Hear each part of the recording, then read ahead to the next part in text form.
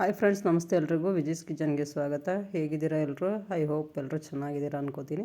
ನಾನಿವತ್ತು ಹೋಳಿಗೆ ಸಾಂಬಾರು ಮಾಡ್ತೀನಿ. ಹೋಳಿಗೆ ಮಾಡಿರೋದು ವೀಡಿಯೋ ಆಲ್ರೆಡಿ ಅಪ್ಲೋಡ್ ಮಾಡಿದ್ದೀನಲ್ಲ, ಅದ್ರ ಹಿಂದೆಯೇ ಹೋಳಿಗೆ ಸಾಂಬಾರು ಮಾಡೋದು ಹೇಗೆ ಅನ್ನೋದನ್ನು ಅಪ್ಲೋಡ್ ಮಾಡಿದ್ರೆ ನಿಮ್ಗೊಂದು ಐಡಿಯಾ ಬರುತ್ತೆ ಅಂತ. ಈಗ ಮಾಡೋದು ಹೇಗೆ ಅಂತ ನೋಡ್ಕೊಂಬೋಣ. ಬೇಳೆ ಬೇಯಿಸಿರೋದು ನಾನು ಆಲ್ರೆಡಿ ತೋರಿಸಿದ್ದೀನಿ. ಹೋಳಿಗೆಗೆ ಬೇಯಿಸ್ಕೊಂಡಿದ್ದೀನಲ್ಲ ಅದೇ ಬೇಳೆ. ಈಗ ಮಿಕ್ಸಿ ಜಾರ್ಗೆ 1-2 ಟೇಬಲ್ ಸ್ಪೂನಷ್ಟು ತೆಂಗಿನಕಾಯಿ, ಈರುಳ್ಳಿ, ಟೊಮೊಟೊ, ಸ್ವಲ್ಪ ಹುಣಸೆಹಣ್ಣು, ಕರಿಬೇವು, ಮೆಣಸು ಮತ್ತು ಕೊತ್ತಂಬರಿ ಸೇರಿಸ್ಕೊಂಡಿದ್ದೀನಿ. ನಾನು 4 ಜನಕ್ಕೆ 2 ಟೈಮ್ಗೆ ಆಗೋವಷ್ಟು ಸಾಂಬಾರು ಮಾಡ್ತಿದ್ದೀನಿ. ನೀವು ಎಷ್ಟು ಮಾಡ್ತೀರೋ ಅದ್ರ ಮೇಲೆ ಇಂಗ್ರೀಡಿಯೆಂಟು ಜಾಸ್ತಿ ಮಾಡ್ಕೊಳ್ಳಿ. ಈಗ ಸ್ಟವ್ ಮೇಲೆ ಒಂದು ಚಿಕ್ಕ ಬಾಣಲೆ ಇಟ್ಕೊಂಡು ಅದಕ್ಕೆ 1 ಟೇಬಲ್ ಸ್ಪೂನಷ್ಟು ಎಣ್ಣೆ ಹಾಕಿ, ಒಂದು 4 ಬ್ಯಾಡಗಿ ಮೆಣಸಿನ್ಕಾಯಿ, ಒಂದು 4 ಖಾರಕ್ಕೆ ಸಣ್ಣ ಮೆಣಸಿನ್ಕಾಯಿ ಬರುತ್ತಲ್ಲ ಅದು, ಬೆಳ್ಳುಳ್ಳಿ, ಈರುಳ್ಳಿ ಮತ್ತು ಸ್ವಲ್ಪ ಜೀರಿಗೆ ಹಾಕಿ ಫ್ರೈ ಮಾಡ್ಕೊತಿದ್ದೀನಿ.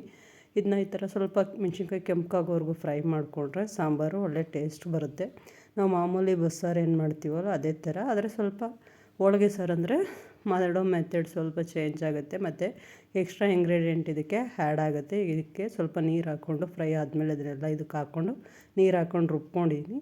ಇದು ರುಬ್ಬಾದಮೇಲೆ ನಾನು ಬೇಳೆ ಬೇಯಿಸಿರೋದೇನಿತ್ತು ಅದರಲ್ಲಿ ಒಂದು 3-4 ಟೇಬಲ್ ಸ್ಪೂನಷ್ಟು ಬೇಳೆನ ಇದಕ್ಕೆ ಸೇರಿಸ್ಕೊತಾ ಇದ್ದೀನಿ. ಬೇಳೆ ಸೇರಿಸ್ಕೊಂಡು ಮತ್ತು ಸ್ವಲ್ಪ ನೀರು ಸೇರಿಸ್ಕೋಬೇಕು. ಬೇಳೆ ಹಾಕಿದ್ಮೇಲೆ ನೀರು ಸೇರಿಸ್ಕೊಂಡು ಇದನ್ನ ಚೆನ್ನಾಗಿ ತುಂಬ ನುಣ್ಣಗೆ ರುಬ್ಕೋಬೇಕು. ಏನು ಅದರಲ್ಲಿ ಯಾವುದೇ ಮೆಣಸಿನ್ಕಾಯಿ ಇದಾಕಿ ಏನು ಕಾಣಬಾರ್ದು. ಆ ಥರ ಬಸ್ಸಾರು ಅಂದರೆ ಅದೇ ಥರ ಅಲ್ವ. ಈಗ ನೋಡಿ ನೀರು ಹಾಕ್ಕೊಂಡು ನೀಟಾಗಿ ರುಬ್ಕೊಂಡಿದ್ದೀನಿ. ಈಗ ಇದು ರೆಡಿಯಾಗಿದೆ.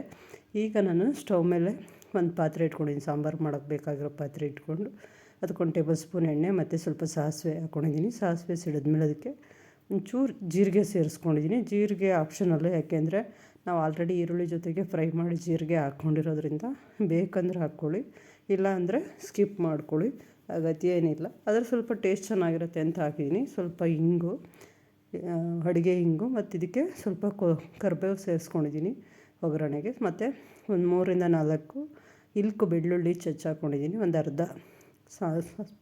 ಅರ್ಧ ಈರುಳ್ಳಿನ ಸಣ್ಣದಾಗಿ ಕಟ್ ಮಾಡಿ ಸೇರಿಸ್ಕೊಂಡಿದ್ದೀನಿ ಒಗ್ಗರಣೆಗೆ. ಇದನ್ನ ಸ್ವಲ್ಪ ಎಣ್ಣೆಯಲ್ಲಿ ಲೈಟಾಗಿ ಬಾಡಿಸ್ಕೋಬೇಕು. ಆಮೇಲೆ ನಾವು ರುಬ್ಬಿರೋ ಮಸಾಲ ಇದೆ ಖಾರ, ಇದಕ್ಕೆ ಸೇರಿಸ್ಕೊಂಡು ಇದನ್ನ ಚೆನ್ನಾಗಿ 1-2 ನಿಮಿಷ ಫ್ರೈ ಮಾಡ್ಕೋಬೇಕು. ಫುಲ್ ನಾವು ಮಿಕ್ಸಿ ಜಾರಲ್ಲಿ ಏನು ಹಾಕ್ಕೊಂಡು ರುಬ್ಕೊಂಡಿದ್ದೀವೋ ಅದಷ್ಟು ಫುಲ್ ಇದಕ್ಕೆ ಸೇರಿಸ್ಕೊಂಡು ಆಮೇಲೆ ಮಿಕ್ಸಿ ಜಾರಿಗೆ ಸ್ವಲ್ಪ ನೀರು ಸೇರಿಸ್ಕೊಂಡು ಚೆನ್ನಾಗಿ ಇದನ್ನು ಮಿಕ್ಸ್ ಮಾಡ್ಕೋಬೇಕು. ಸಾಂಬಾರಂತೂ ಸಿಕ್ಕಾಪಟ್ಟೆ ಟೇಸ್ಟಿಯಾಗಿ ಬಂದಿತ್ತು. ನೀವು ಮಾಡಿ ಹೋಳಿಗೆ ಮಾಡಿದಾಗ ಈ ಥರ ಸಾಂಬಾರು ಹೇಗೆ ಬಂತು ಅಂತ ಕಮೆಂಟ್ ಮೂಲಕ ತಿಳಿಸಿ. ಹಾಗೆ ಯಾರೆಲ್ಲ ನನ್ನ ಚಾನಲ್ ಸಬ್ಸ್ಕ್ರೈಬ್ ಮಾಡದೆ ನೋಡ್ತಿದ್ದೀರೋ ದಯವಿಟ್ಟು ಸಬ್ಸ್ಕ್ರೈಬ್ ಮಾಡ್ಕೊಂಡು ನೋಡಿ. ನೀವು ವೀಡಿಯೋಗೊಂದು ಲೈಕ್ ಕೊಡಿ, ನಿಮ್ಮ ಫ್ರೆಂಡ್ಸ್ಗೆಲ್ಲ ಶೇರ್ ಮಾಡಿ. ಹೊಸ ಈಸಿ ರೆಸಿಪೀಸ್ಗಾಗಿ ವಿಜೀಸ್ ಕಿಚನ್ನ ಸಬ್ಸ್ಕ್ರೈಬ್ ಮಾಡ್ಕೊಂಡು ಫಾಲೋ ಮಾಡೋದನ್ನಂತೂ ಮರಿಬೇಡಿ. ನೋಡಿ ಈಗ ಖಾರ ಏನು ರುಬ್ಕೊಂಡಿದ್ನಲ್ಲ ಅದನ್ನು ಇದಕ್ಕೆ ಹಾಕಿ ಫ್ರೈ ಮಾಡ್ಕೊಂಡಿದ್ದೀನಿ 1-2 ನಿಮಿಷ. ಇದು ಕುದಿಯೋಕ್ಕೆ ಶುರುವಾಗಿದೆ. ಈಗ ಮಿಕ್ಸಿ ಜಾರ್ಗಿನ ಸ್ವಲ್ಪ ನೀರು ಸೇರಿಸ್ಕೊಂಡು ಇದೆಲ್ಲ ನೀಟಾಗಿ ಇದು ಮಾಡಿಕೊಂಡು ನಮಗೆ ನೀರು ನೋಡಿಕೊಂಡು ಇದಕ್ಕೆ ಹಾಕ್ಕೋಬೇಕು. ಈಗ ಬೇಳೆ ಬೇಯಿಸ್ಕೊಂಡಿರ್ತೀವಲ್ಲ ಆ ಬೇಳೆ ಬೇಯಿಸಿದ ನೀರು ಕೂಡ ಇದಕ್ಕೆ ಸ್ವಲ್ಪ ಸೇರಿಸ್ಕೋಬೇಕು. ಅದು ಸೇರಿಸಿದ್ರೇ ಸ್ವಲ್ಪ ಸಾಂಬಾರು ಟೇಸ್ಟಿಯಾಗಿ ಬರೋದು. ಯಾವಾಗಲೂ ಬಸ್ಸಾರು ಮಾಡುವಾಗೆಲ್ಲ ನಾವು ಬೇಳೆ ಬೇಯಿಸ್ಕೊಂಡಿರೋಂಥ ಕಾಳು ನಾವು ಏನೇ ಕಾಳು ಹಾಕಿ ಮಾಡಿದ್ರು ಬೇಯಿಸಿರೋ ನೀರು ಸ್ವಲ್ಪ ಸೇರಿಸ್ಕೊಂಡ್ರೆ ಸಾಂಬಾರು ಟೇಸ್ಟ್ ಬರೋದು. ಈಗ ಇದಕ್ಕೆ ರುಚಿಗೆ ತಕ್ಕಷ್ಟು ಉಪ್ಪು ಸೇರಿಸ್ಕೊಂಡಿದ್ದೀನಿ. ನಾನು ಆಲ್ಮೋಸ್ಟ್ ಯಾವಾಗಲೂ ಕಲ್ಲುಪ್ಪೇ ಜಾಸ್ತಿ ಯೂಸ್ ಮಾಡೋದು. ನೀವು ಯಾವ್ದು ಯೂಸ್ ಮಾಡ್ತೀರೋ ಅದನ್ನು ಹಾಕ್ಕೊಳ್ಳಿ.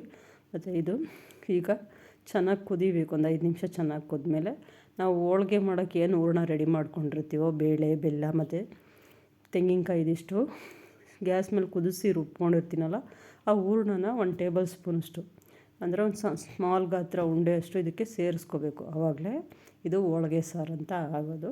ಮತ್ತು ಹೋಳಿಗೆ ಸಾರು ತುಂಬ ಟೇಸ್ಟಿಯಾಗಿರುತ್ತೆ. ನಮ್ಮ ಮಾಮೂಲಿ ಬಸ್ಸಾರಿಗಿಂತ ಇದು 2 ದಿವಸ ಕುದಿಸ್ಕೊಂಡು ತಿನ್ಬೋದು.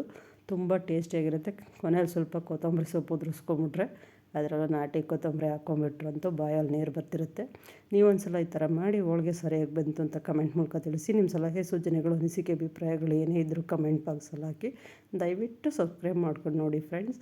ಸಾಂಬಾರಂತೂ ಸಖತ್ತಾಗಿ ಬಂದಿತ್ತು. ಈ ವಿಡಿಯೋ ನೋಡಿದ್ದಕ್ಕಾಗಿ ನಿಮ್ಮೆಲ್ಲರಿಗೂ ಧನ್ಯವಾದಗಳು.